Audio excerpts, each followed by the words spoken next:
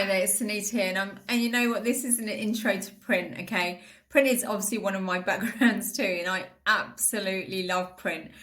You know, when I was 15, I was the first person to be in school saying, yeah, I want to do a screen print because I love Andy Warhol's work and I really want to do that as well, you know, and I was the only one and everyone was watching me doing this screen print where I had to do the film, transfer the film onto the screen itself, you know, and there was a technique to that.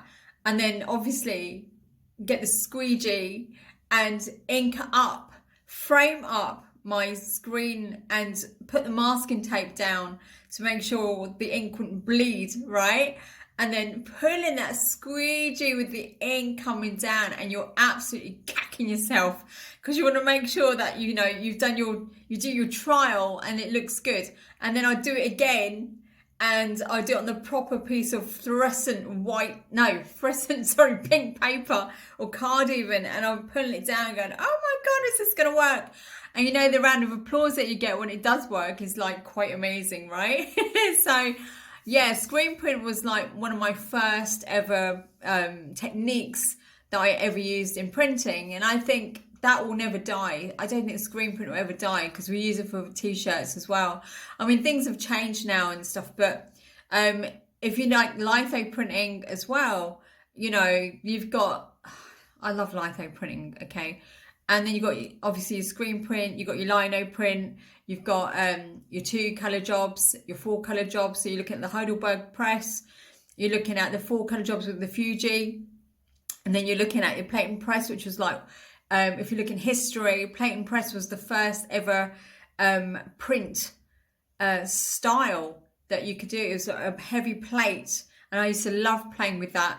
It's a heavy plate, and then you basically put whatever your print is on there and the block, and then it moves fast, but you get that one print, that one color, boom, boom, boom, boom, boom. And then after that, if you want another color on top, you have to place it you have to place everything in the right place. So your paper, whatever you printed on, has to be there in the same exact spot so the next color can go on, you know. And oh my goodness, for the next plate to fit into the right space of the cut, and you're like, oh my God. But it was great. But I loved using the big machines. And then digital print formed in 1995. Yeah, because I remember when that was coming out, and I was just leaving uni at that time as well. And then that was great fun. And I think digital print is obviously the way forwards, as we're looking at 3D models as well. You know, just basically being built out of a printer. And, well, obviously a 3D printer, not your normal printer, okay? But print is absolutely fantastic, and you need to know your print, you know. And I'll give you a question. In regards to plastic bags, do you know what type of print they use to print on plastic bags? I'll leave it for you to answer in the comment area if you dare, if you would like to share with me what you think it is without Googling it, all right?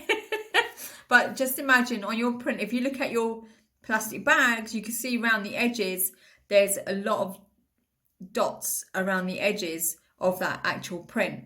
So that might give you an idea what type of print style that is. Okay. So what else about print? Print, as I said, is never going to go. It's never going to fade away, whether it's digital, screen print, litho print, lino printing, you know, screen printing. It will never, ever, ever go away from what I can feel and see in terms of how people want things printed on an everyday basis. But also remember, the more colours you use, the more expensive it's going to be.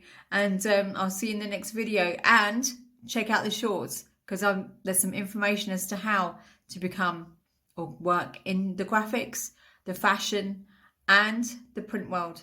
Toodle pip.